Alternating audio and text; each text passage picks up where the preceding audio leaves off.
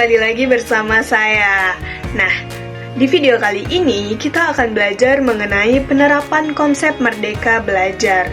Kira-kira apa ya itu merdeka belajar? Dan apa sih tujuan utamanya? Yuk kita cari tahu lebih jauh.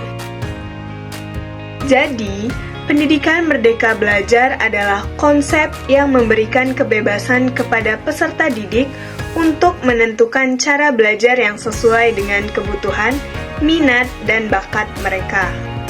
Gagasan ini pertama kali dikemukakan oleh Menteri Pendidikan dan Kebudayaan Indonesia, yaitu Nadiem Makarim, di mana tujuannya untuk menciptakan pendidikan yang relevan, fleksibel, dan berpusat pada peserta didik. Nah, ada beberapa tujuan utama, di antaranya menciptakan pendidikan yang relevan dengan perkembangan zaman. Kemudian, membentuk pelajar yang mampu menyelesaikan masalah nyata. Nah, serta mengurangi kesenjangan antara teori di kampus dan kebutuhan industri atau dunia kerja. Selanjutnya ada landasan filosofis. Yang pertama yaitu kebebasan berpikir. Setiap siswa mempunyai hak belajar dengan cara yang sesuai dengan bakat dan kemampuannya sendiri. Jadi mereka bisa belajar nih dengan lebih nyaman dan efektif. Yang kedua ada pengembangan individu. Tujuan kita adalah membantu siswa menjadi pribadi yang mandiri, kreatif, dan penuh dengan ide-ide baru. Yang ketiga ada konteks global. Kita ingin mencetak lulusan yang tidak hanya sukses di Indonesia, tetapi juga bisa bersaing di dunia kerja internasional. Nah, sekarang kita masuk ke penerapan merdeka belajar di berbagai tingkat pendidikan. Yang pertama yaitu penerapan di sekolah dasar atau SD. Di sini ada penerapan fleksibilitas kurikulum. Anak-anak bisa memilih pelajaran tambahan atau kegiatan sesuai dengan minat mereka, seperti belajar seni, olahraga, atau teknologi. Yang kedua yaitu pembelajaran berbasis proyek. Belajar akan dilakukan lewat proyek yang seru dan nyata, misalnya membuat prakarya, karya seni, atau mencoba eksperimen sains sederhana. Yang ketiga yaitu penggunaan teknologi anak-anak. Anak-anak akan mulai diajarkan teknologi dasar seperti menggunakan komputer atau tablet untuk meningkatkan kreativitas, kemampuan mereka di masa depan. Selanjutnya, penerapan di sekolah menengah pertama atau SMP. Penerapan yang pertama yaitu pembelajaran berbasis proyek.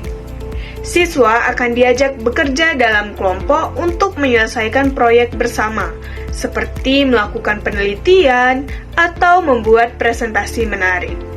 Yang kedua ada kegiatan ekstrakurikuler. Ada banyak pilihan kegiatan tambahan mulai dari seni, olahraga, hingga kewirausahaan yang bisa membantu siswa menemukan minat dan bakatnya.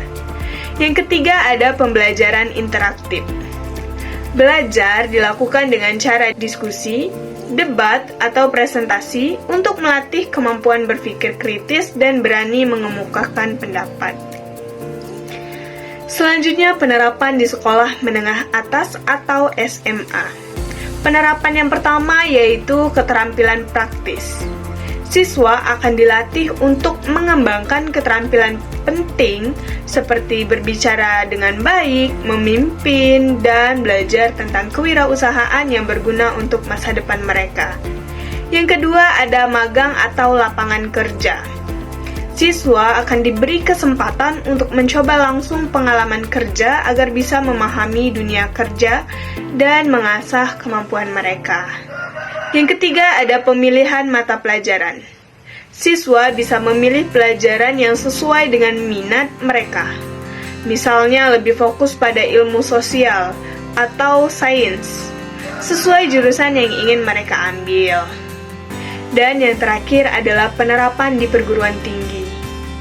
Penerapan yang pertama yaitu kurikulum yang fleksibel. Mahasiswa bisa memilih mata kuliah yang sesuai dengan minat mereka dan kebutuhan karir di masa depan. Yang kedua ada program magang dan kolaborasi industri. Mahasiswa diberi kesempatan magang atau bekerja sama dengan industri sehingga mereka mendapat pengalaman langsung di dunia kerja. Yang ketiga ada pembelajaran berbasis masalah. Mahasiswa diajak memecahkan masalah nyata dalam kelompok untuk melatih keterampilan berpikir kritis, analitis, dan kerjasama. Nah, ada beberapa manfaat dari kurikulum merdeka. Yang pertama yaitu meningkatkan kreativitas siswa. Siswa diberi kebebasan untuk belajar dengan cara yang lebih fleksibel dan tidak terpaku pada metode yang kaku, sehingga mereka bisa lebih kreatif dalam memahami materi. Yang kedua yaitu mengurangi beban teori. Pembelajaran lebih menekankan pada pengalaman langsung dan penerapan di kehidupan nyata, sehingga siswa bisa memahami materi dengan lebih mudah dan relevan. Yang ketiga yaitu meningkatkan kemandirian.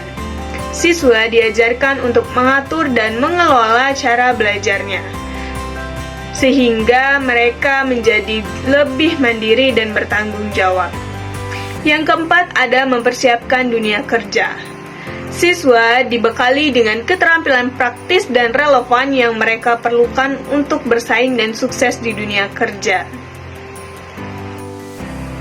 Adapun permasalahan yang dihadapi dalam penerapan Merdeka Belajar di berbagai tingkat dan pendidikan. Yang pertama yaitu ketimpangan akses pendidikan.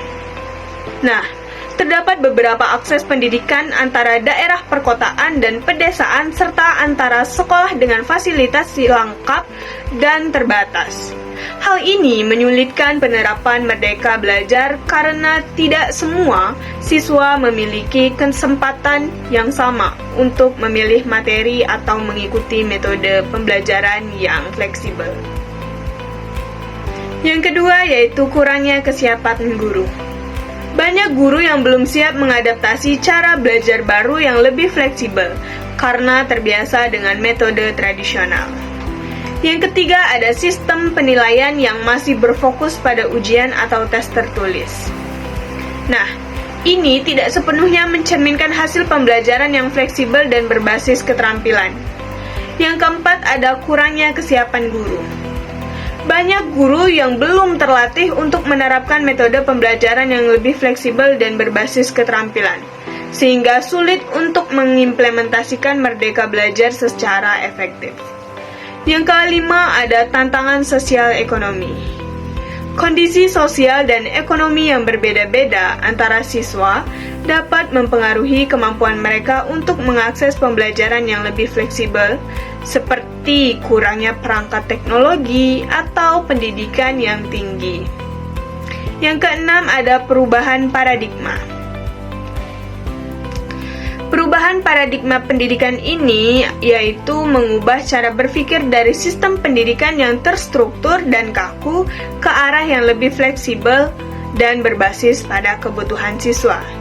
Hal ini memerlukan waktu dan penyesuaian, baik dari sisi guru, siswa, maupun sistem pendidikan secara keseluruhan. Dan yang ketujuh ada isu kebijakan dan regulasi. Kebijakan dan regulasi yang ada belum sepenuhnya mendukung penerapan Merdeka Belajar, seperti standar kurikulum yang masih kaku atau aturan penilaian yang tidak fleksibel, sehingga menghambat implementasi konsep tersebut di sekolah. Dan yang terakhir adalah keterbatasan pengawasan dan evaluasi. Kurangnya sistem pengawasan dan evaluasi yang efektif membuat sulit untuk memastikan penerapan Merdeka Belajar berjalan dengan baik, serta untuk mengukur keberhasilan secara tepat. Nah teman-teman, kita tadi sudah membahas mengenai definisi, tujuan, landasan, penerapan Merdeka Belajar di berbagai tingkat pendidikan, manfaat, serta permasalahan yang dihadapi dalam penerapan Merdeka Belajar. Nah, sekarang, untuk mengukur tingkat pemahaman teman-teman, yuk isi soal evaluasi berikut ini. Selamat mengerjakan dan sampai jumpa di video berikutnya.